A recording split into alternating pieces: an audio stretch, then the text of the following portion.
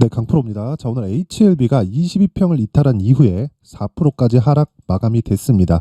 걱정하시는 분들이 있을 것 같아요. 자, 수급 한번 볼게요. 오늘 같은 경우에는 하락하니까 외국인이 이틀째, 그쵸, 매수 물량을 확보를 해놨습니다. 근데 그렇게 큰 규모는 아니에요. 이걸 가지고 주가가 올라갈 수 있다? 그렇게 되지는 않습니다. 자, 보세요. 요 정도의 물량은 들어와야 됩니다. 여기 12월 14일 있죠? 그쵸? 이때를 기점으로 해서 외국인들이 뭐 500억 뭐 이런 식으로 매매가 진행돼서 중간중간 매도하는 물량이 나왔었지만, 그쵸? 대략 한 2천억 정도의, 그쵸? 한 달 동안 12월부터 1월 거의 한 첫째 주 정도까지, 그쵸? 이때까지 한 2천억 정도의 매수 물량이 쏟아져 들어왔습니다. 이건 매집이라고 제가 이야기를 드렸어요. 그 매집하는 구간 자체가, 그쵸, 한 4만 원을 기점한 요 정도부터니까 우리는 이 구간부터 외국인들의 적극적인 매집이 왔다고 생각을 하는 게 맞습니다. 그리고 매집을 왜 올려서 하겠냐, 밑에서 하겠지, 이렇게 보시는 분들이 있을 것 같아서 제가 다시 한번 말씀드리지만, 매집 있죠. 매집이라는 건 내가 물량을 모으는 행위를 매집이라고 하죠. 그런데 기간에 대한 부분을 생각을 해야 돼요. 그리고 매집하는 과정에서 주가가 빠지잖아요. 그럼 추가적으로 단순 물타기가 아니라는 겁니다. 그리고 예전처럼 주식시장이 단순하게 움직이지 않습니다. 뭐 미증시와의 관계 이런 이야기를 드리는 게 아니라, 예전에는요, 정말 중형주 또는 소형주 이런 종목들이 지금 HLB 시가총액처럼, 그쵸, 5조 7천억씩 이렇게 되지 않았습니다. 옛날에요, 진짜 막 삼성전자가 막 20조 뭐 15조 뭐 많이 갈 때는 30조 이렇게 갔었고, 나머지 종목들은 막 1,000억, 2,000억, 뭐 좀 된다 싶으면 5,000억. 2015년, 그쵸, 아직 10년도 안 됐습니다. 그때 한미약품이 시가총액이 4천억, 5천억, 그쵸, 그거보다 더 한 1년, 2년 정도 더 뒤로 가면 한미약품의 시가총액이 정말, 그쵸, 막 2천억, 3천억 이랬었다고요. 그래서 세력들이 들어와서 충분히, 그쵸, 주가를 좌지우지하고 장기간 매집할 수 있는 상황이 벌어졌던 겁니다. 근데 지금 보세요. HLB 보세요. 움직임 보세요. 이거 급등주잖아요. 근데 시가총액이 이렇다니까요. 그쵸? 그리고 들어오는, 여기 보고 뭐 외국인이, 여기 뭐 검은 머리 외국인이다 이렇게 얘기를 하는데 상관없어요. 돈이 들어왔다는 게 중요한 거고, 돈이 들어오잖아요. 그러면 여기 들어온 자금들이 헤지펀드 자금 또는 뭐 펀드 자금, 그쵸, 집단의 자금이라는 겁니다. 그리고 명확한 목적성을 가지고 있어요. 그건 돈을 버는 겁니다. 돈을 버는 것, 그쵸. 펀드 조성을 왜 해요?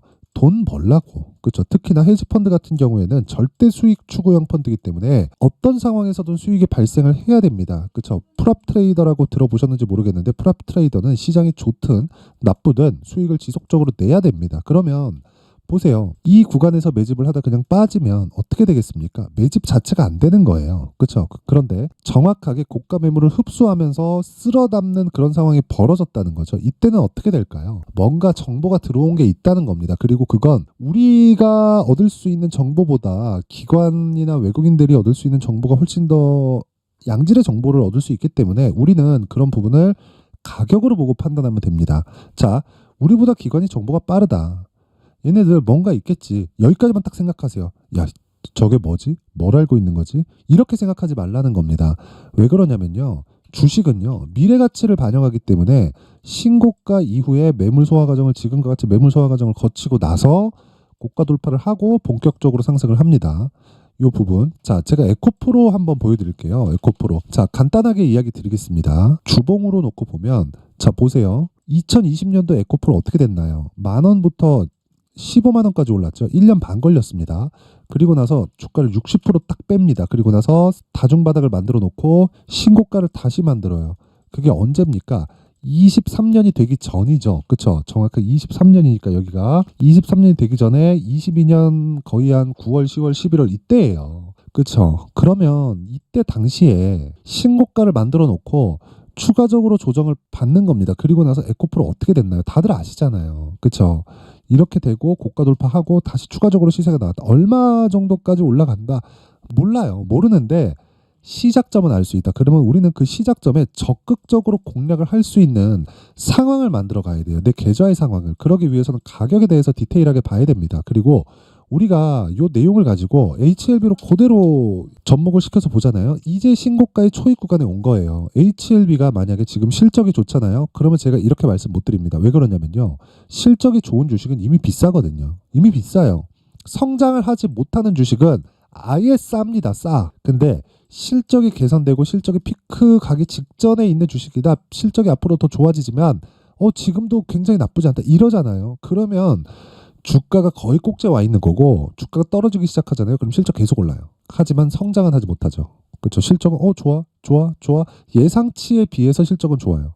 그러니까 이런 상황이 벌어진단 말이죠. 그러면 HLB의 지금 실적은 어떻습니까? 적자, 적자, 적자. 뭐가 발생해요? 기대감. 어떤 기대감? 흑자 전환. 그렇죠. 이게 답니다. 그래서 우리는 HLB를 지금 어떻게 봐야 돼요? 조정을 줄 때 정말 너무 깊은 조정을 더 기다리지 마세요. 이미 깊은 조정을 받았습니다. 그리고 시장에 대한 영향이 있다. 그래서 중요한 건 시장에 대한 부분을 토대로, 즉 환율이 어느 정도까지 올라갈 수 있을까, 이 내용을 토대로 HLB의 가격을 잡고 제약주에 대한 그 포트폴리오를 구성해 가자. 개인적으로 셀트리온 제약과 함께 구성하면 굉장히 좋습니다. 지금은 무엇보다도 제약주는요, 올해 수혜를 받을 수밖에 없습니다. 금리 인하가 예정되어 있고 한국 시장에 있는 성장주들은 뭐 반도체도 있고 2차 전지도 있고 있지만 23년도에는 반도체 2차 전지가 강했기 때문에 그런 부분보다 더욱더 시세의 폭을 키울 수 있는 게 제약주입니다. 그렇죠? 그래서 지금 제약주를 볼 때는 우리는 철저하게 가격 전략을 세우자. 그렇죠? 그리고 나서 우리는 철저하게 뭘 해야 된다는 겁니까? 보유 기간을 맞춰 가자는 겁니다. 그래서 가격에 대해서 제가 이야기를 드리기 전에 연초기 때문에 제가 안내 말씀을 하나 드리고 가겠습니다.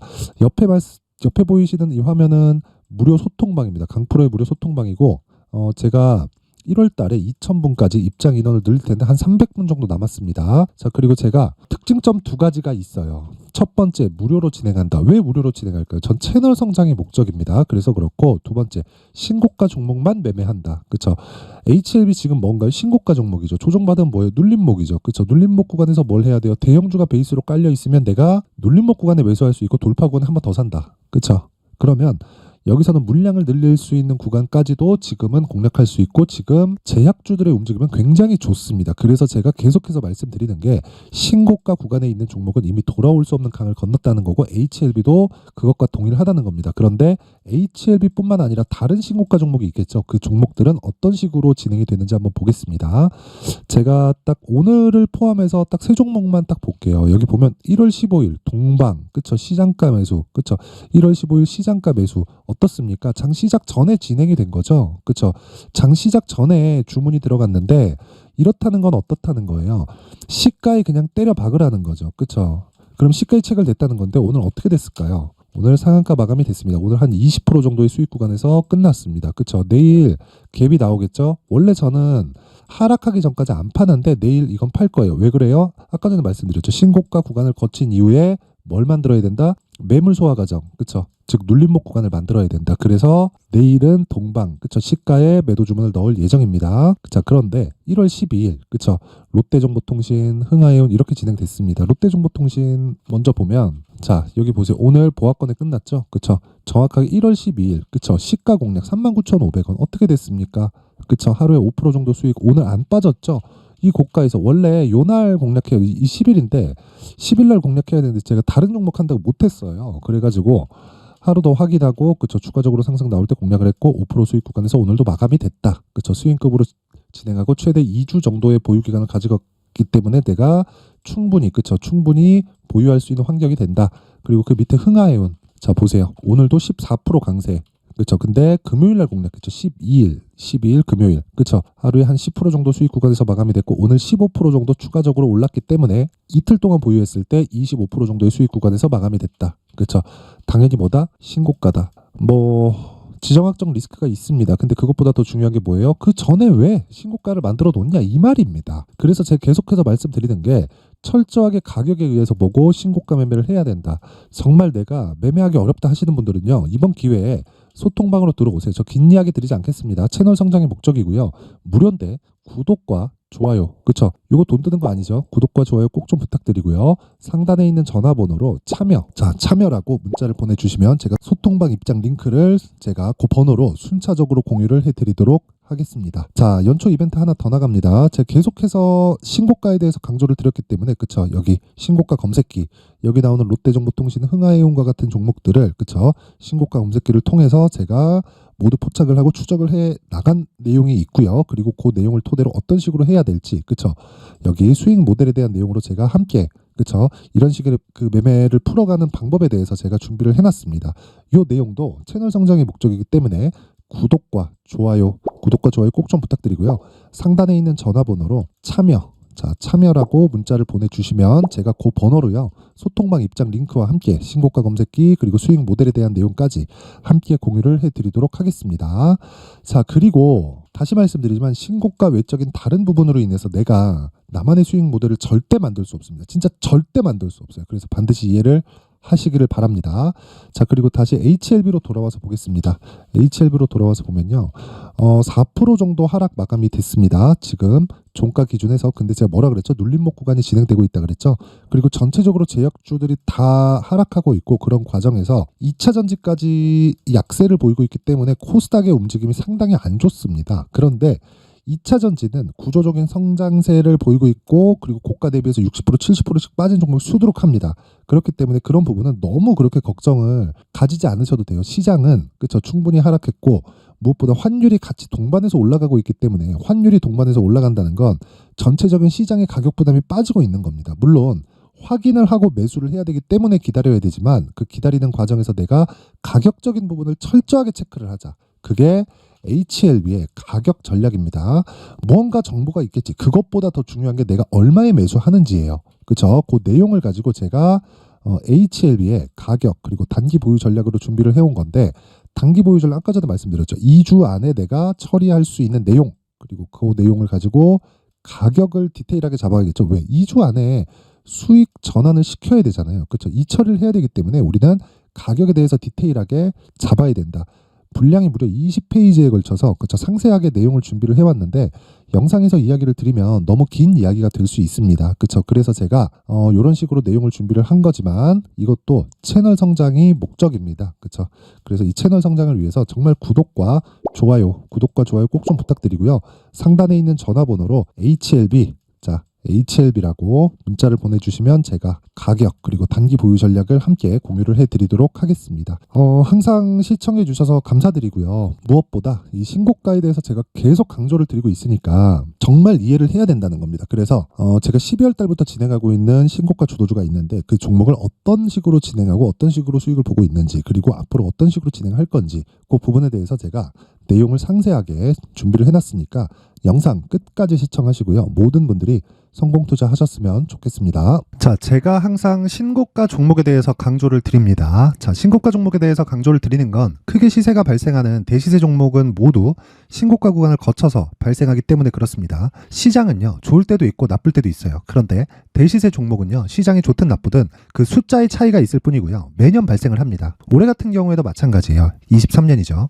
1월부터 로봇, AI 시세를 크게 발생을 시켰는데, 이미 22년도 중반 후반에 신고가를 달성을 하고 매물 소화 과정을 거친 이후에 시세가 발생을 했습니다. 2월 달부터 2차 전지의 강세가 있었죠. 그런데 22년도에 이미 에코프로 같은 경우에는 신고가를 달성한 이후가 됐고요. 대장주가 강한 움직임을 보이다 보니까, 그리고 나서 에코프로 BM 그리고 관련된 종목들이 강하게 시세를 내는 시작점이 만들어졌습니다. 3월부터는 그렇죠, 삼성전자와 하이닉스의 강한 움직임이 발생하기 시작했고요. 그러면서 한미반도체가 신고가를 달성을 했고, 매물 소화 과정을 대략 한 2달 정도 거친 이후에 추가적으로 시세를 발생을 시켰습니다.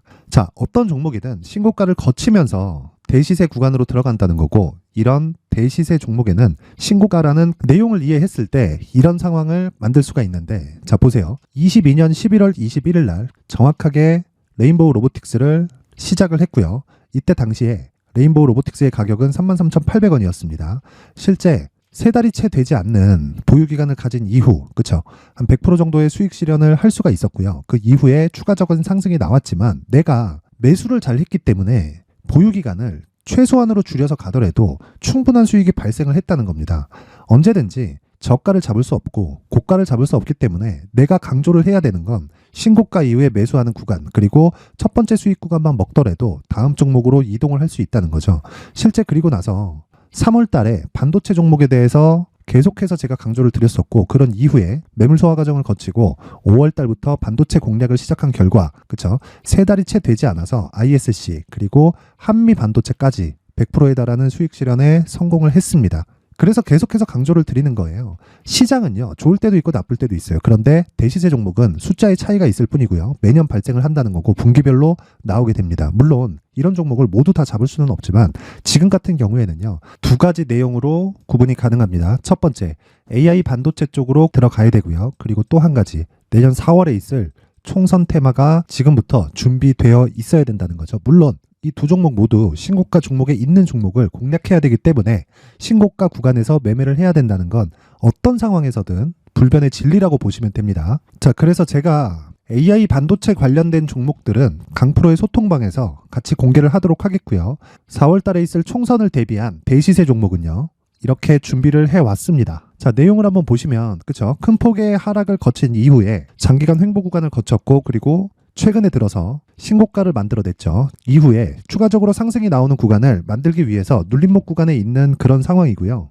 지금은 매집 구간에 있다고 보시면 됩니다. 자, 장기간 매집이 중요한가, 단기간 매집이 중요한가, 이런 부분에 대해서는 모두 무시하셔도 되고, 무엇보다 신고가를 갔다는 것 자체, 그리고 변하지 않는 총선 스케줄을 본다면요, 지금부터 내용을 준비를 하셔야 되고 매집 구간으로 계속해서 삼고 있어야 됩니다. 자, 지금부터 물량을 잘 모아 가시면 정말 크게 수익은 낼 수 있는 매매를 할 수 있다라고 이야기를 드릴 수 있기 때문에 이 종목이 어떤 종목인지 잘 받아가서 결과적으로 큰 수익을 볼 수 있는 이런 매매를 해보고 싶어 하시는 분들이 계시면요, 구독과 좋아요 부탁드리고요. 그리고 상단에 제 전화번호 확인해서 대시세라고 문자 보내주시면 되고요. 대시세라고 문자 보내주시는 분들에 한해서만 제가 어렵게 찾아놓은 이 종목을 모든 분들에게 다 공유를 해드리도록 하겠습니다. 내년 총선은 바뀌지 않은 스케줄이기 때문에 이 종목 꼭 받아가서 모든 분들이 큰 수익 내셨으면 좋겠습니다.